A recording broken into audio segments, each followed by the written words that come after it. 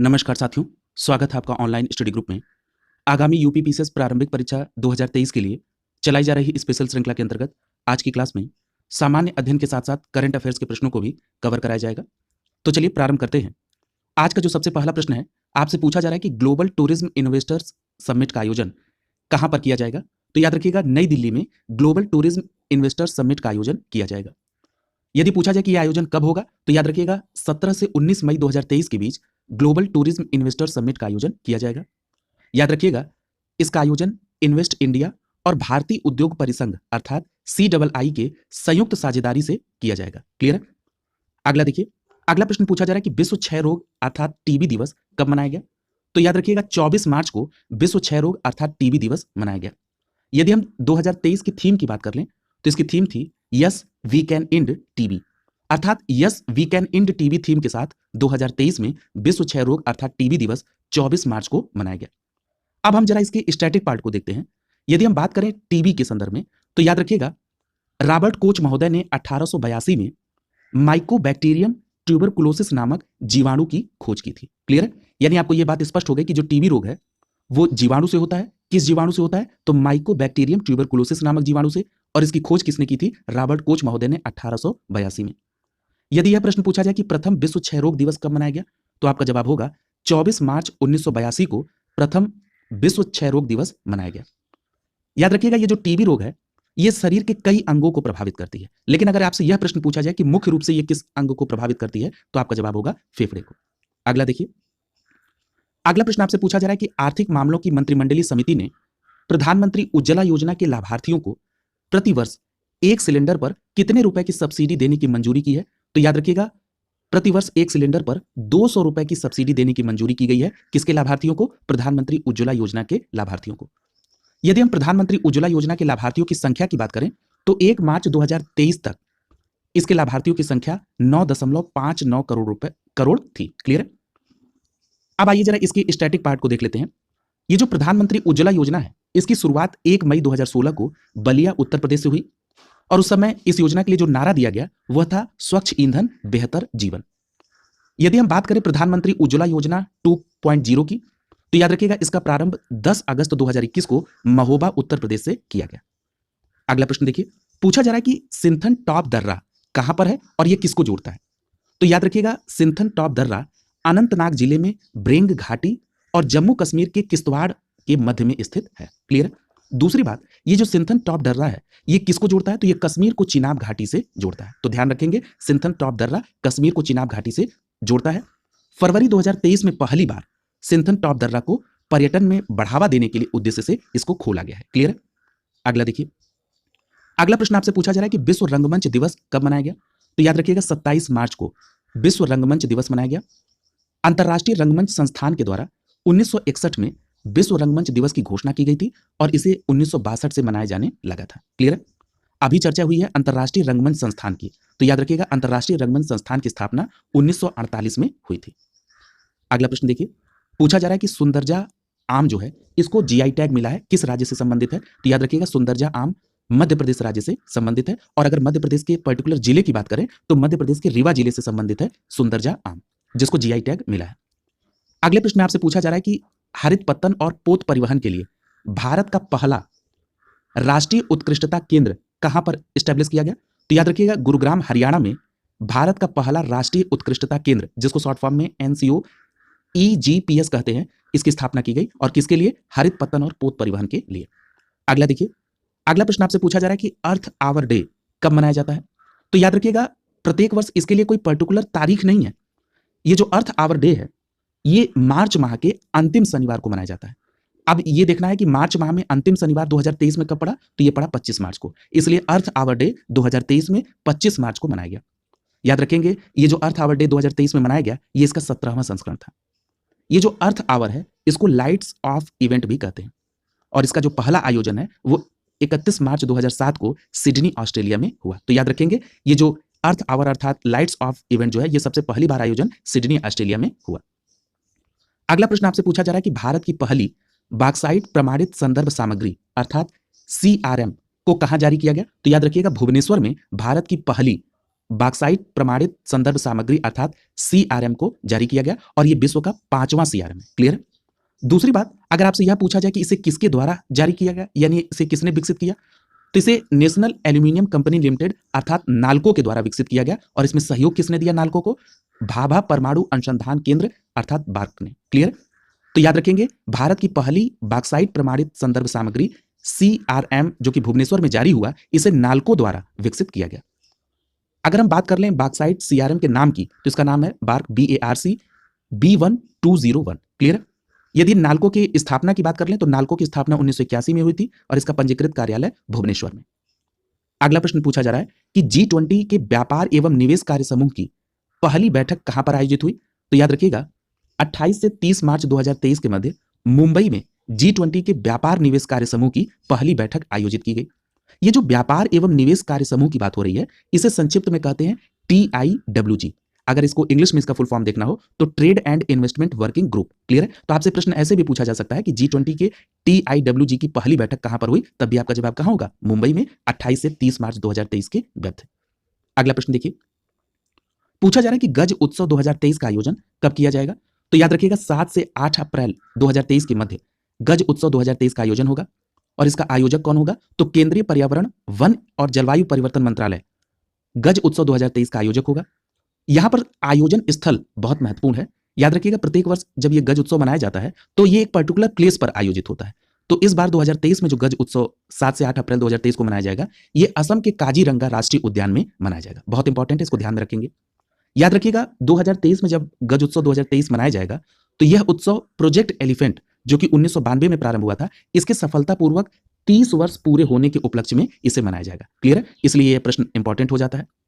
यदि हम यहां पर बात कर लें कि देश में जंगली हाथियों की दूसरी सबसे बड़ी आबादी कहां पर है, तो याद रखिएगा असम में ही देश की जंगली हाथियों की दूसरी सबसे बड़ी आबादी है और पहले स्थान पर कौन है? कर्नाटक। अगला प्रश्न देखिए, पूछा जा रहा है कि भारतीय प्राणी सर्वेक्षण अर्थात ZSI यानी जूलॉजिकल सर्वे ऑफ इंडिया के वैज्ञानिकों ने कैटफिश की जो नई प्रजाति खोजी है किस राज्य में? तो याद रखिएगा अरुणाचल प्रदेश राज्य में भारतीय प्राणी सर्वेक्षण के वैज्ञानिकों ने कैटफिश की नई प्रजाति खोजी है। अब आइए जरा जूलॉजिकल सर्वे ऑफ इंडिया के स्टैटिक पार्ट को देखते हैं। अगर आपसे यह प्रश्न पूछ लिया जाए कि जूलॉजिकल सर्वे ऑफ इंडिया की स्थापना कब हुई थी, तो आपका जवाब होगा 1 जुलाई 1916 को। अगला प्रश्न आपसे पूछा जा रहा है कि अरावली ग्रीन वॉल परियोजना क्या है? तो सबसे पहले तो यह जान लीजिए कि अरावली ग्रीन वॉल परियोजना केंद्रीय पर्यावरण, वन एवं जलवायु परिवर्तन मंत्री के द्वारा शुभारंभ की गई। दूसरी बात, ये जो अरावली ग्रीन वॉल परियोजना है, ये 4 राज्यों, अब ये 4 राज्य कौन कौन से हैं? हरियाणा, राजस्थान, गुजरात और दिल्ली। इन 4 राज्यों में जो अरावली पर्वत श्रृंखला है, उसके आसपास के 5 किलोमीटर के बफर क्षेत्र को हरित बनाने की यह पहल है, जिसका नाम क्या रखा गया है? अरावली ग्रीन वॉल परियोजना। याद रखिएगा, कितने किलोमीटर के बफर क्षेत्र को हरित बनाने की योजना है? 5 किलोमीटर के बफर क्षेत्र को। यहां पर आप चारों राज्यों के नाम याद रखेंगे, 5 किलोमीटर का बफर क्षेत्र याद रखेंगे। और इसका जो प्रारंभिक चरण है, उस प्रारंभिक चरण में यह परियोजना गुड़गांव, फरीदाबाद, भिवानी, महेंद्रगढ़ और रेवाड़ी जिलों की बंजर भूमि को भी शामिल करेगी। क्लियर है? तो इन जिलों के भी नाम आप याद रखेंगे। अगला देखिए, अगला प्रश्न आपसे पूछा जा रहा है कि मानव गुर्दे का अर्थात किडनी का सामान्य कार्य क्या होता है? तो याद रखिएगा, रक्त में जल की मात्रा को नियंत्रित करना, यूरिया को छानकर बाहर करना और अनेक हार्मोन्स का श्रवण करना, ये मानव गुर्दे के सामान्य कार्य है। अगला प्रश्न आपसे पूछा जा रहा है कि इंडिया पोस्ट पेमेंट बैंक, जिसको शॉर्ट फॉर्म में आप कहते हैं IPPB, इसकी स्थापना किसके तहत हुई और इसे कब लॉन्च किया गया? तो याद रखेंगे, इंडिया पोस्ट पेमेंट बैंक की स्थापना संचार मंत्रालय के डाक विभाग के तहत हुई और इसे 1 सितंबर 2018 को लॉन्च किया गया। यानी इंडिया पोस्ट पेमेंट बैंक को 1 सितंबर 2018 को लॉन्च किया गया। और उस समय आदर्श वाक्य क्या कहा गया कि प्रत्येक ग्राहक महत्वपूर्ण है, प्रत्येक लेन देन महत्वपूर्ण है और प्रत्येक जमा मूल्यवान है। क्लियर? अगला प्रश्न आपसे पूछा जा रहा है कि अकबर के शासनकाल में योगवासिष्ठ का जो फारसी में अनुवाद हुआ, यह किसके द्वारा किया गया? तो याद रखिएगा, निजामुद्दीन पानीपती ने अकबर के शासनकाल में योगवासिष्ठ का फारसी अनुवाद किया था। किसने? निजामुद्दीन पानीपती ने। अगले प्रश्न में पूछा जा रहा है कि कुकी नेशनल आर्मी, जिसको शॉर्ट फॉर्म में KNA कहते हैं, और जोमी रिवोल्यूशनरी आर्मी, जिसको शॉर्ट फॉर्म में कहते हैं ZRA, इसका संबंध किस राज्य से? तो याद रखिएगा, मणिपुर राज्य से संबंधित है कुकी नेशनल आर्मी और जोमी रिवोल्यूशनरी आर्मी। अगला प्रश्न आपसे पूछा जा रहा है कि जो कलक्कड़ मुंडन थुराई टाइगर रिजर्व है, ये किस राज्य में है? तो सबसे पहले तो ये जान लीजिए कि कलक्कड़ मुंडन थुराई टाइगर रिजर्व जो है, इसको शॉर्ट फॉर्म में KMTR कहते हैं और ये तमिलनाडु राज्य में है। दूसरी बात, ये जो कलक्कड़ मुंडन थुराई टाइगर रिजर्व है, ये तमिलनाडु में पहला टाइगर रिजर्व घोषित किया गया था। क्लियर? अगर हम इसकी स्थिति की बात करें तो पश्चिम घाट के दक्षिण भाग में यह स्थित है। इसमें आर्द्र सदाबहार वन पाए जाते हैं और यह 14 नदियों का जल ग्रहण क्षेत्र है। यहां पर एक बात और महत्वपूर्ण है कि ये जो कलक्कड़ मुंडनथुराई टाइगर रिजर्व है, ये अगस्त्य माला बायोस्फीयर रिजर्व का भी हिस्सा है। क्लियर? अगला देखिए, अगले प्रश्न में आपसे पूछा जा रहा है कि जब हम समुद्र तल से ऊपर की ओर जाते हैं तो वायुदाब में क्या प्रभाव पड़ता है। तो याद रखिएगा, जब हम समुद्र तल से ऊपर की ओर जाते हैं तो वायुदाब में कमी आती है। क्या होती है? वायुदाब में कमी आती है। और जब वायुदाब में कमी आएगी तो जल का जो क्वथनांक बिंदु है वो भी क्या हो जाएगा? कम हो जाता है। जब हम ये कहते हैं कि जल का क्वथनांक बिंदु कम हो जाता है, इसका मतलब क्या होता है? आप सभी जानते हैं कि जल का क्वथनांक बिंदु 100 डिग्री सेल्सियस होता है। इसका मतलब ये हो गया कि 100 डिग्री सेल्सियस से ही कम तापमान पर पानी उबलने लगेगा। यही जल के क्वथनांक बिंदु कम होने का मतलब है। यानी यहां पर सीधी बात आपको याद रखनी है कि जब समुद्र तल से ऊपर की ओर जाते हैं तो वायुदाब में कमी आती है। वायुदाब में कमी आने के फलस्वरूप जल का जो क्वथनांक बिंदु है वो भी कम हो जाता है। क्लियर है? अब यहां पर एक फैक्ट और देख लीजिए कि जब दाब में वृद्धि होगी तो क्या होगा। तो याद रखिएगा, अगर दाब में वृद्धि होगी तो जल का क्वथनांक भी बढ़ जाएगा। यही कारण है कि प्रेशर कुकर में खाना जल्दी पक जाता है। क्लियर? अगला प्रश्न देखिए, पूछा जा रहा है कि हितैषी निरंकुशवाद या संवैधानिक तानाशाही से किस अधिनियम को संबोधित किया जाता है। तो याद रखिएगा, हितैषी निरंकुशवाद या संवैधानिक तानाशाही से भारतीय परिषद अधिनियम 1909 को संबोधित किया जाता है। अब यहां पर जरा एक बात स्पष्ट कर दें कि भारत परिषद अधिनियम 1909 को हितैषी निरंकुशवाद या संवैधानिक तानाशाही क्यों कहा जाता है। तो देखिए, जो भारत परिषद अधिनियम 1909 में जो प्रावधान किए गए थे, इससे बहुत अच्छा लाभ लोगों को नहीं हुआ। इसके साथ ही साथ इस अधिनियम के माध्यम से जो सांप्रदायिक प्रतिनिधित्व था उसको संवैधानिक मान्यता देने का प्रयास किया गया। यानी एक अलग तरह की व्यवस्था संवैधानिक रूप से समाज में घोलने का प्रयास किया गया, इसीलिए इसको नाम दिया गया संवैधानिक तानाशाही। अब आइए जरा भारत परिषद अधिनियम के जो महत्वपूर्ण पार्ट हैं उनको देख लेते हैं। याद रखिएगा, भारत परिषद अधिनियम 1909 को मार्ले मिंटो सुधार अधिनियम के नाम से जानते हैं। इस अधिनियम के तहत पृथक निर्वाचक के आधार पर मुस्लिमों के लिए सांप्रदायिक प्रतिनिधित्व की व्यवस्था की गई थी। क्लियर? यानी पृथक निर्वाचन के आधार पर मुस्लिमों के लिए सांप्रदायिक प्रतिनिधित्व की जो व्यवस्था है वो भारत परिषद अधिनियम 1909 के तहत की गई थी। याद रखिएगा, इसके तहत पहली बार किसी भारतीय को वायसराय व गवर्नर की कार्य परिषद के साथ एसोसिएशन बनाने का भी प्रावधान मिला था। याद रखिएगा, भारत परिषद अधिनियम 1909 के तहत ही केंद्रीय और प्रांतीय विधान परिषद के आकार में भी वृद्धि की गई थी। क्लियर? अगला देखिए, अगला प्रश्न आपसे पूछा जा रहा है कि मोबाइल चार्जर कैसा काम करता है। तो याद रखिएगा, मोबाइल चार्जर एक अपचाई ट्रांसफार्मर है। अपचाई ट्रांसफार्मर का मतलब क्या होता है? इसका मतलब यह है कि यह वोल्टेज को घटाने का काम करता है। क्लियर? अगर आपसे पूछा जाए कि इन्वर्टर क्या काम करता है, तो याद रखिएगा, इन्वर्टर डायरेक्ट करंट अर्थात डीसी को अल्टरनेट करंट अर्थात एसी में बदलने का काम करता है। क्लियर? अगला प्रश्न आपसे पूछा जा रहा है गोपाल कृष्ण गोखले के बारे में। देखिए, यहां से भी कई प्रश्न आपके यहां बनते हैं। गोपाल कृष्ण गोखले के संदर्भ में सबसे पहले तो यह बात आप ध्यान में रखिएगा कि ये गांधी जी के राजनीतिक गुरु थे। याद रखिएगा, ये जो गोपाल कृष्ण गोखले हैं, इन्होंने 12 जून 1905 को भारत सेवक समाज की स्थापना की थी।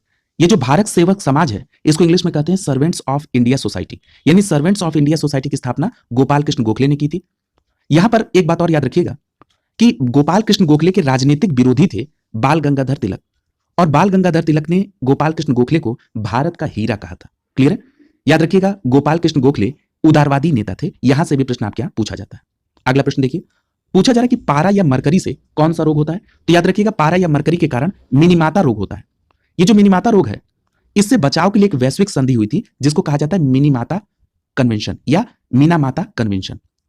ये 2013 में जेनेवा स्विट्जरलैंड में अंतर सरकारी वार्ता समिति के 5वें सत्र में इस पर सहमति मिली थी। क्लियर? तो इन सभी बातों को आप ध्यान में रखेंगे। अगला प्रश्न आपसे पूछा जा रहा है कि राज्यसभा के संदर्भ में। तो याद रखिएगा, जो राज्यसभा है यह संसद का उच्च सदन है। राज्यसभा को राज्यों की परिषद भी कहा जाता है। यदि हम राज्यसभा के गठन की बात करें तो 3 अप्रैल 1952 को इसका गठन हुआ और राज्यसभा का जो पहला सत्र है वो 13 मई 1952 से प्रारंभ हुआ। यदि हम संविधान के अनुच्छेद में राज्यसभा की बात करें तो अनुच्छेद 80 में राज्यसभा के गठन का प्रावधान है। राज्यसभा में अधिकतम सदस्यों की संख्या 250 निर्धारित है। वर्तमान में राज्यसभा में सदस्यों की संख्या 239 है।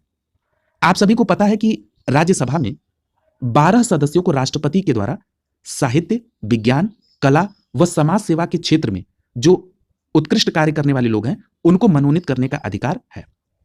याद रखिएगा, राज्यसभा एक स्थायी सदन है। जब हम राज्यसभा की स्थायी सदन को कहते हैं तो इसका मतलब यह होता है कि इसका विघटन नहीं होता है।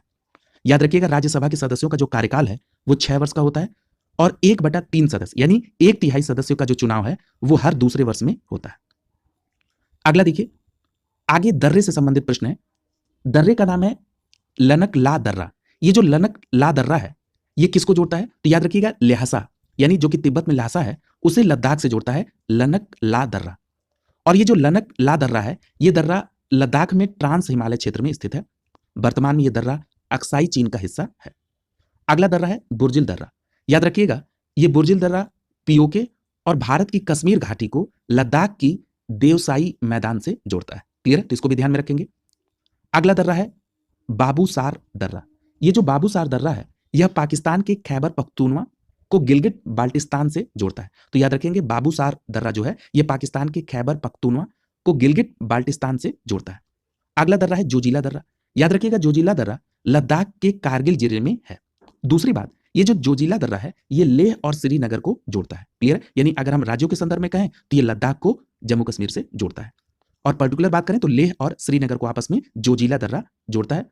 याद रखिएगा, जोजिला दर्रे को बर्फीले तूफान के दर्रे के रूप में भी जाना जाता है। क्लियर? तो इस प्रकार आज की क्लास यहीं पर कंप्लीट हुई। अगली क्लास में नए प्रश्नों के साथ मुलाकात होगी। शुभकामनाओं के साथ आप सभी का बहुत बहुत धन्यवाद।